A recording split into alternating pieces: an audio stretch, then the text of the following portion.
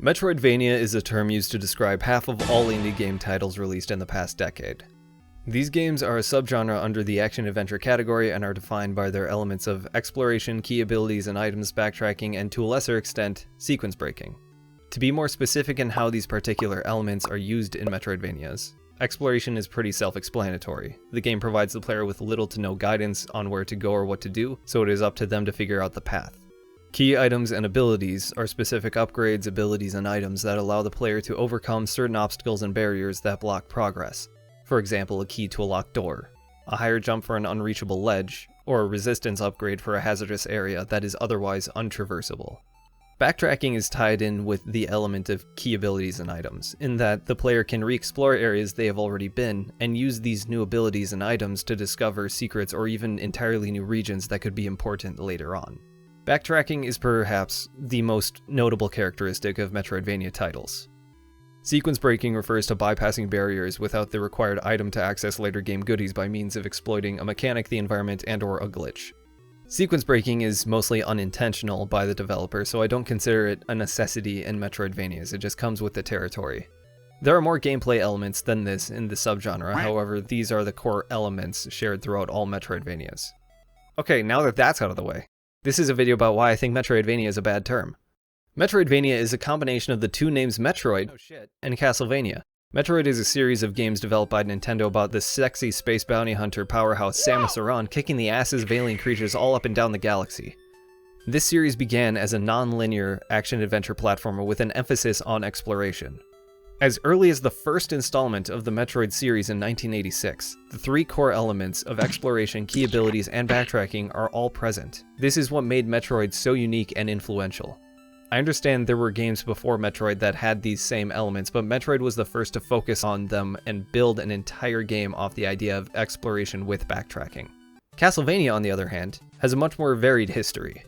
Castlevania is a series of games developed by Konami about a strapping young lad with a whip and his progeny crunching through the undead in an attempt to myrtleize Dracula. This series also started in 1986.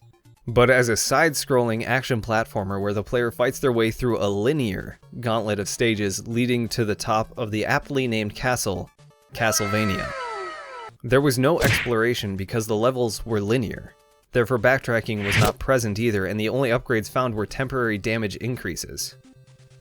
The series didn't incorporate the three core elements of Metroidvanias until Castlevania Symphony of the Night in 1997, more than 10 years after the original game in the series and the first Metroid game. The development of Symphony of the Night even began the same year as the release of Super Metroid. I think it's safe to say Castlevania was inspired by Metroid. That isn't to say Symphony of the Night doesn't deserve its critical acclaim, and there's no doubt that it is extremely influential. This game is the Vania in Metroidvania after all. So what's the problem? If you like Symphony of the Night, you believe it deserves the commendations it's received, and you think it's extremely influential, then why do you hate the term Metroidvania? I guess I don't hate the term itself, I hate the way it's used. Metroidvania implies there are aspects of both Metroid and Castlevania in the core gameplay loop. I don't believe this is true for most Metroidvania games. Symphony of the Night took the core Metroid elements of exploration, key abilities, and backtracking, and added RPG elements, like leveling through experience points, equipment, inventory, stats, and enemy item drops. These RPG elements are the unique twist Symphony of the Night brought to the table, the defining characteristics of the Vania. A vast majority of Metroidvanias don't have these RPG elements. The developers of these newer games may have been influenced by Symphony of the Night, but the elements borrowed from Castlevania are ultimately those of Metroid, making the games more similar to Metroid and not much like Castlevania at all. I will admit, many modern Metroidvania games like Hollow Knight, Blasphemous, and Haiku the Robot use inventory and equipment systems. In fact, these are quite common in modern Metroidvanias, but these are different from the types of inventories and equipment mechanics you would find in a standard RPG, which is where Castlevania is adopting these mechanics from. In Castlevania, the inventory holds equipment, weapons, healing, and buff items. And with all the things that can drop off enemies, the player can acquire just a bunch of shit they don't need, which they'll just sell or throw away. How this inventory differs from most modern Metroidvanias is that modern Metroidvanias tend to have very specific items and equipment. Every item picked up is important to an extent, and they're found in particular locations. This is how Metroid's item discovery has worked since 1986, and I would argue is more similar to Zelda than anything else. And on the topic of healing items, most of these Metroidvanias use a mechanic outside of the inventory to regain health. Also, the value of equipment in these modern Metroidvanias is based off playstyle rather than pure statistics. An example of this can be seen in Hollow Knight with the charm system. If there is a charm that grants a similar bonus to another, but with a stronger effect, it will take up more charm slots or equipment load as a trade-off. Whereas in Castlevania, an iron... How do you say this? Cuirass. Really? Cuirass. Wow, that's hilarious. Whereas in Castlevania, an iron cuirass is objectively better than a hide cuirass.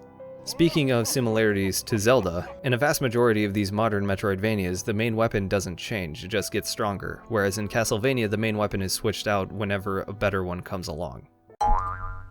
Something else that could be argued as a contribution from Castlevania is a marketplace. In most modern Metroidvanias that I've played, there is some kind of currency and of course a shop to spend it at. Castlevania didn't invent stores in video games, but it was the first to implement a shop into the Metroid style. So you could credit it for that, but I don't believe that's significant enough for it to share its name with Metroid in the subgenre title. There's one Metroidvania title that utilizes everything that Castlevania introduced into the subgenre, and that game is called Bloodstained: Ritual of the Night. This game has all the RPG-like elements that Castlevania has and even adds more like side quests and crafting. This is the only proper Metroidvania I'm aware of. Unfortunately, this game was made by the Castlevania creator, so it's basically just another Castlevania installment.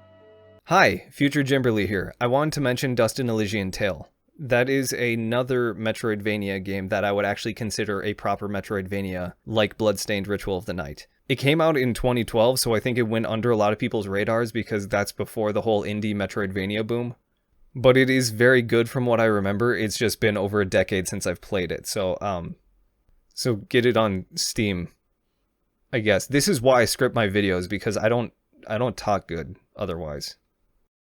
I wanted to discuss this because I'm a huge fan of the Metroid franchise, and it seems like a lot of people who like Metroidvanias don't even know what Metroid is. The term has bothered me for quite some time, but the breaking point for me was when I heard the term ROGUEVANIA, as in the combination of a roguelike and Metroidvania. This frustrated me because the key identifier, the Metroid, is completely omitted, giving Castlevania all the credit. Metroidvania can be a fitting descriptor for games like Symphony of the Night and Bloodstained, but it's inaccurate for games like Hollow Knight, Blasphemous, Axiom Verge, Dust, Haiku, Ori, and almost everything else. As I mentioned before, these games are more similar to Zelda than they are to Castlevania, and since the focus is on those core Metroid elements, I believe they should be categorized as Metroid-like or Zelda-troid or something. I don't have anything against Castlevania, I just don't think it should get so much credit for something that it clearly took from another series. But this video isn't going to stop the industry from using the term Metroidvania so liberally. It's become a buzzword for marketing more than anything.